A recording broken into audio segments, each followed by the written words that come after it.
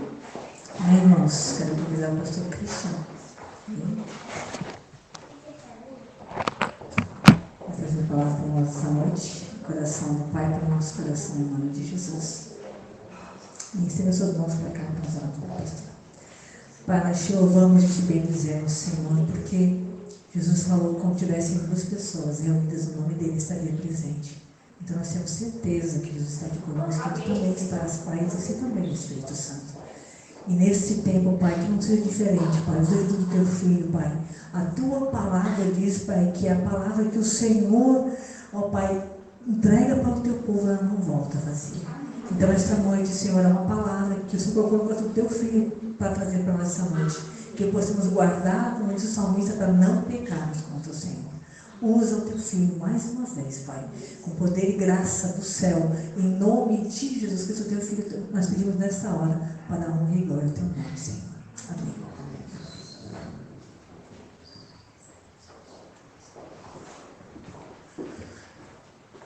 Graça e paz, igreja do avivamento. Amém. Aleluia. Grandes coisas tem feito o Senhor por nós, por isso estamos alegres. Amém, queridos. Alegria, né, poder estar aqui com vocês. Essa semana eu tive a oportunidade de ministrar na célula de homens ali em Canelinha, na casa do irmão Vitor, da irmã Dai. Eu estava comentando com eles, né, que Canelinha para mim é como que fosse uma Cafarnaum, né? Porque Jesus Cristo se sentia bem em algumas cidades, né? Tinha algumas cidades, como a própria cidade dele, a cidade de Nazaré. Jesus não pôde fazer muitos milagres, porque ali ele não foi bem aceito. E Jesus é assim, né? Quando ele não é bem aceito num lugar, ele não pode operar muitos milagres por causa da desonra. E quando há honra, né, que é um princípio bíblico, ali ele opera os seus milagres. E teve algumas cidades, se a gente for estudar na Bíblia, a gente vai ver que Jesus operou mais milagres. Por quê? Porque ele era bem aceito. E assim como eu sou, eu me sinto muito bem aceito lá em Canelinha, né? Eu até brinquei com eles que era minha Cafarnaum. Aqui em Tijucas não é diferente, né? A gente sempre se sente muito bem aqui com vocês. E como eu falei lá, eu repito aqui, não é por causa que os meus pais são pastores, mas é por causa de vocês, né? Que sempre tratam a gente muito bem. Embora é tudo sempre muito corrido, né? A gente chega aqui, compartilha uma palavra e já está indo embora, né? Mas em nome de Jesus, quem sabe no final do culto alguém convida o pastor para comer um lanche. Aí a gente, os mais fominhas de Deus, né? Aí a gente conversa um pouco mais, né? Geralmente eu vou comer o lanche com a pastora Mena, né? Mas vocês sabem que hoje ela não está aqui, né? Nossos pais estão em São Paulo, participando de um evento, de um retiro, né? Para casais, com foco realmente no casamento, né? E eu até ontem à noite, nessa madrugada, escrevi um artigo no meu Instagram sobre família, né? Deus tem ministrado muito nesse tempo sobre família. Nos últimos meses, Deus tem ministrado muito sobre família. Eu já tive, não sei se já tive a oportunidade de falar aqui, quando eu tomei a decisão de entregar a nossa sala lá em Nova Trento, nós estávamos com uma frequência muito baixa de membros, para o tamanho da sala que a gente tinha, para o valor do aluguel que a gente pagava. Então a gente tomou a decisão de estar temporariamente encerrando os trabalhos lá em Nova Trento.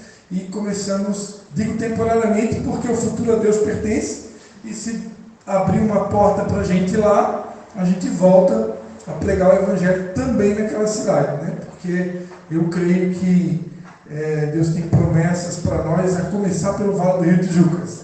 E Nova Trento não vai ficar de fora, com certeza. Embora a gente tenha filhos na fé que estão lá hoje, dando continuidade ao trabalho que a gente realizou. A palavra de Deus diz que uns plantam, outros regam, e é Deus que dá o crescimento, né?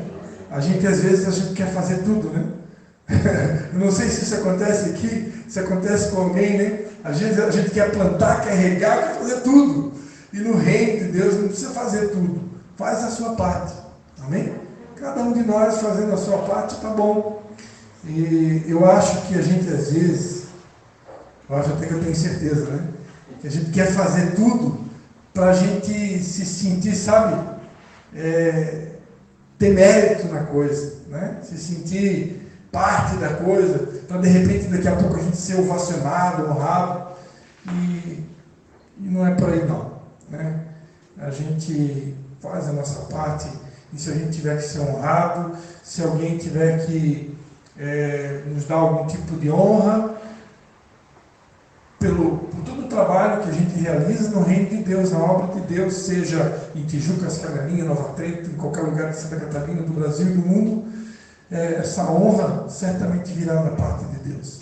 Amém. O problema é que a gente espera a honra da parte dos homens, né? E sempre que você espera honra da parte dos homens, a tendência é que você vai se frustrar, porque essa honra, ela pode até chegar.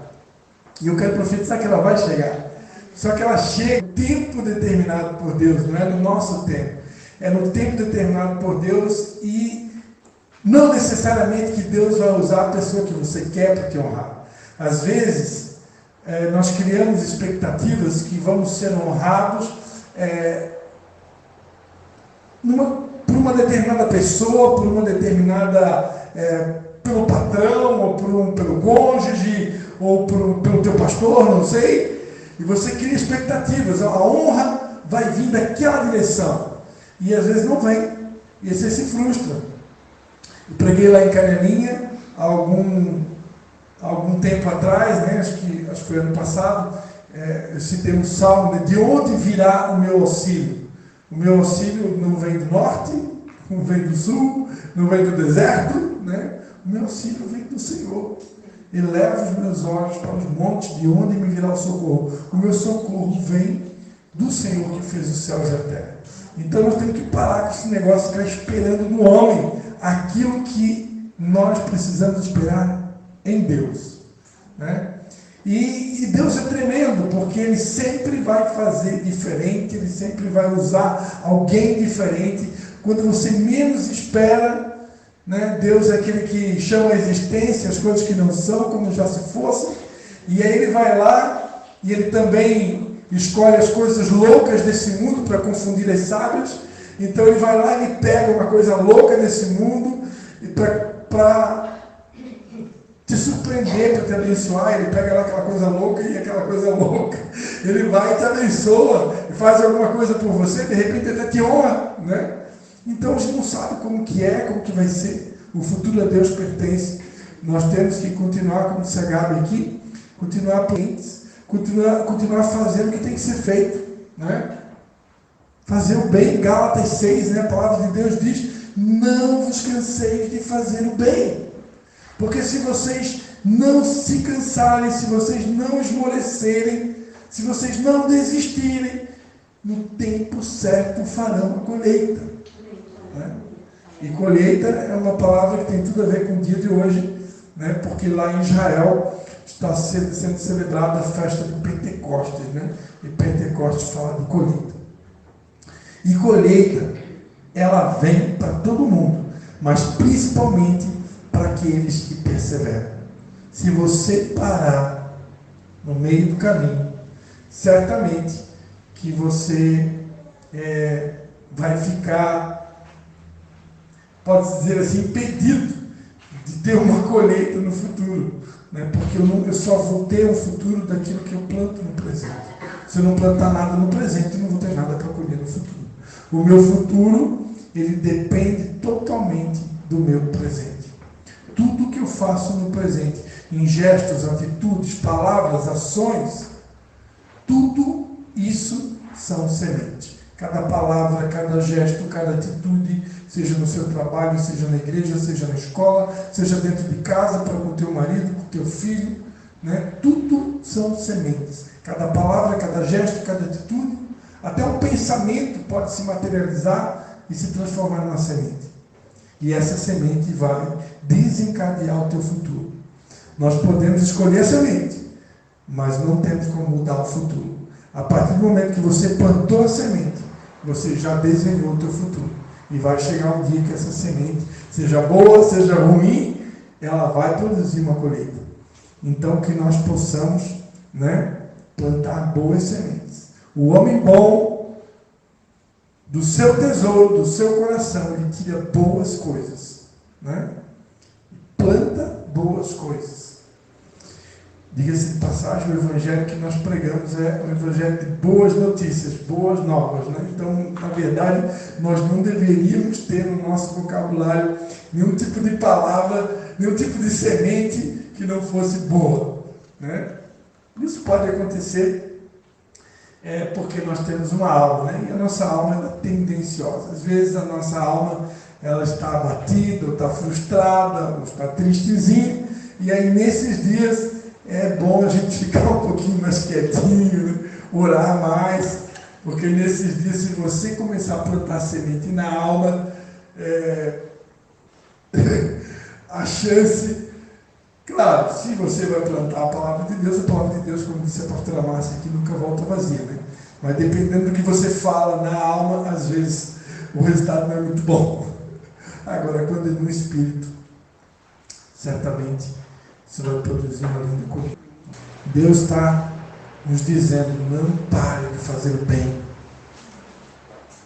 Já vou ler a Bíblia com vocês, a gente vai ver lá em Mateus 16, mas antes da gente ler, guarda essa palavra inicial que veio diretamente do Espírito Santo. Diga para a pessoa que está do seu lado, não pare de fazer o bem. Não se canse de fazer o bem. Amém, queridos? Eu vou dizer para vocês, você será tentado de todas as formas a desistir de fazer o bem. Se você é alguém que faz o bem, se você é alguém que planta boas sementes, se você é alguém que está interessado em agradar o coração de Deus, e para agradar o coração de Deus, você vai precisar perseverar plantando o bem, plantando boas sementes, fazendo o que é certo, exalando o perfume de Cristo, cumprindo com o principal mandamento, que é amar a Deus e o próximo. E não tem como amar o próximo se eu não plantar sementes, se não tiver atitude, se não tiver gestos, generosidade. Só que, como a gente falava no começo, por fazer o bem, nós vamos criando expectativas.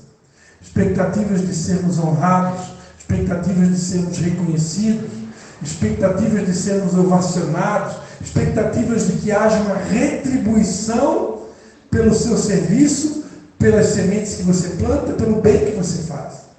E quando essa retribuição, essa recompensa, essa honra não chega no tempo que você planejou, pela pessoa que você imaginou na sua mente, aí você se frustra. Então nós precisamos blindar o nosso coração quanto a isso. Precisamos de um novo nascimento. E esse novo nascimento está na motivação correta. Qual é a motivação que me leva a fazer o bem? Qual é a motivação que me leva a plantar boas sementes? Qual é a motivação que eu faço? Se tudo que eu faço, se o bem que eu faço, se as sementes que eu planto, seja no meu casamento, na igreja, no ministério, no trabalho, se todas as coisas boas que eu faço são realmente para agradar o coração de Deus, para agradar o coração do meu próximo, para cumprir o primeiro e o segundo mandamento da lei de Deus, descansa no Senhor. Descansa nele. Porque no tempo certo nós faremos a colheita. No tempo certo a colheita vem. E se a colheita ainda não chegou, é porque ainda não é a hora. Talvez eu não estou preparado ainda para receber essa colheita. Não chegou o tempo. Quem aqui já plantou, sei lá, tomate, cebolinha, batata? Alguém que já plantou alguma coisa? Alguém que já plantou uma árvore?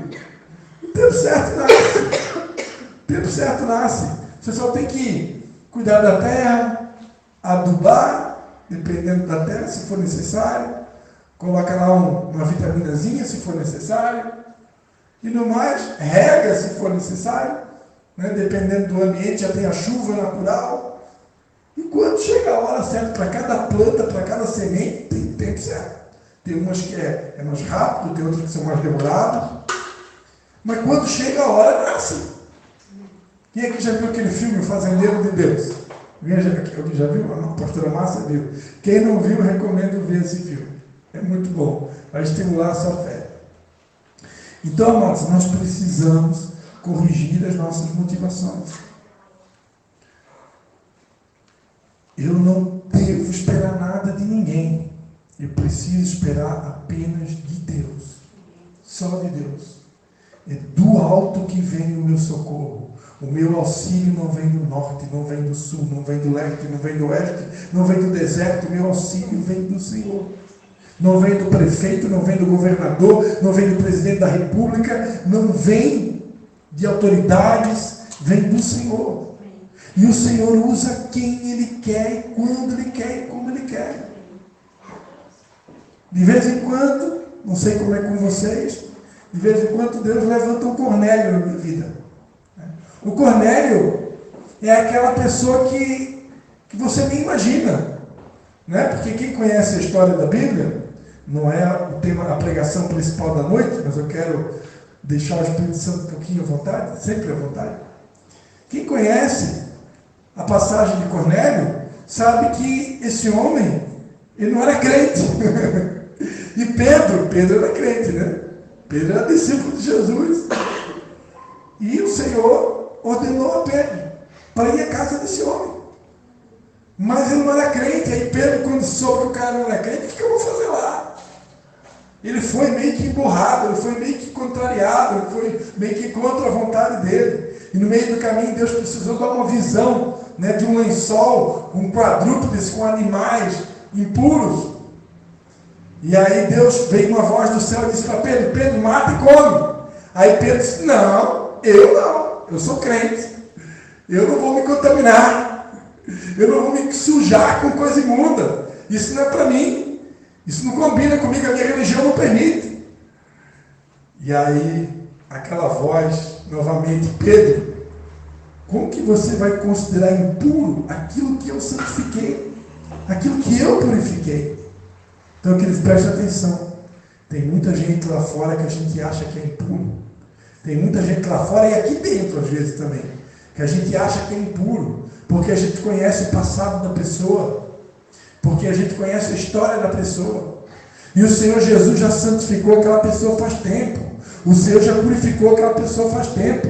O Senhor já pagou o passado dela, já esqueceu, já deletou, já lançou nas profundezas do mar, como está escrito lá em Miqueias. Já esqueceu, Deus esquece.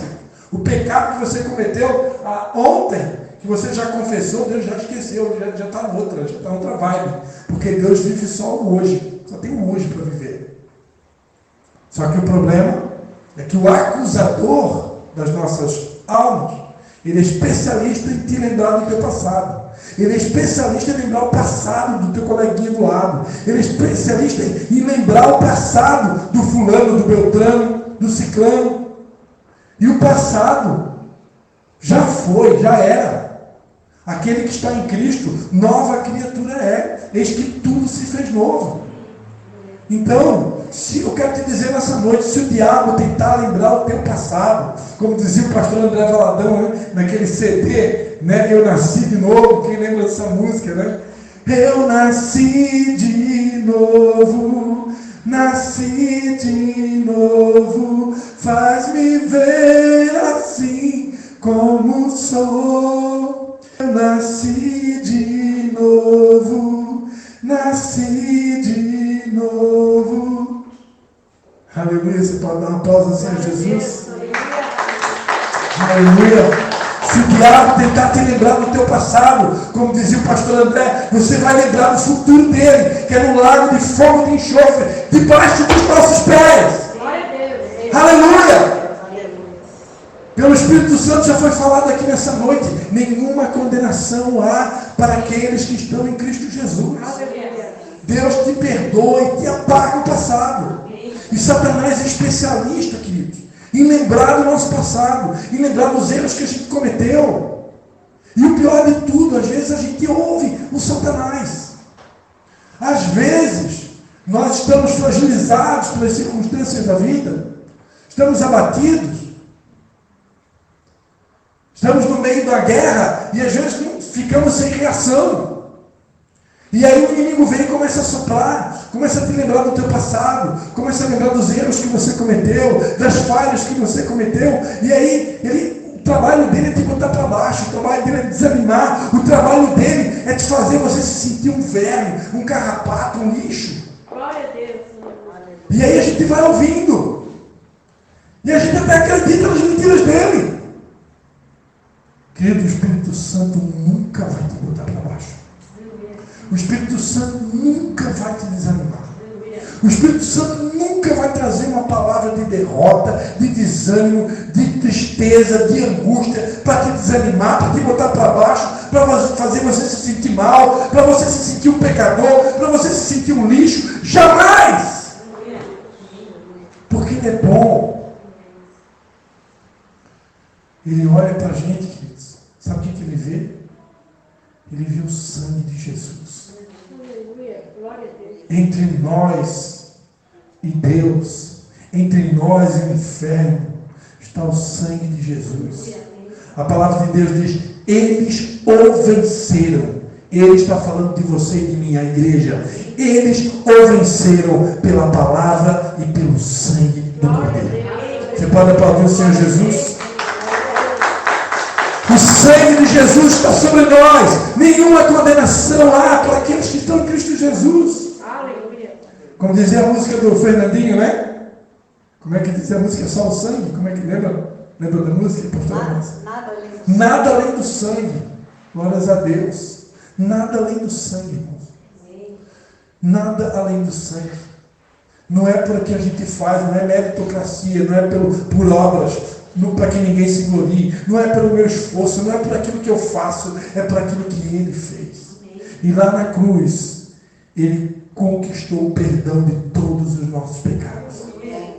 Lá na cruz, Ele conquistou o perdão de todos os nossos pecados. Nós já fomos purificados, já fomos lavados, já fomos santificados, e Deus já te vê lá no futuro glorificado. Ele já te vê glorificado. Ele já te vê nas regiões celestiais, sentado com Cristo, reinando com Cristo, alvo como a neve. Aleluia. Deus já te vê assim. Quem te vê de outro jeito é Satanás. Mas se Deus não dá uma visão para Pedro, se Deus não fala com Pedro, Pedro estava relutando para ir na casa de Cornélio. E foi exatamente Cornélio, a pessoa que Deus tinha escolhido naquele tempo para uma obra, para mostrar para Pedro que Deus não era só o Deus dos judeus, mas também é o Deus dos gentios. Deus é o Deus de toda a terra. Ele não veio só por evangélico. Ele veio para o evangélico, ele veio para o católico, ele veio para o budista, para o islamista, para tudo que é religião. Ele quer alcançar todos, ele morreu por todos, ele ama todos e quer salvar todos. Deus não é Deus de esquerda, nem de direita, nem de centro. Deus é Deus de todos. Ele ama a todos. Ele morreu por todos e quer salvar todos. Você pode aplaudir o Senhor? Aleluia! Então Deus não é racista. Deus não tem preconceito. Ele quer salvar todos. Amém?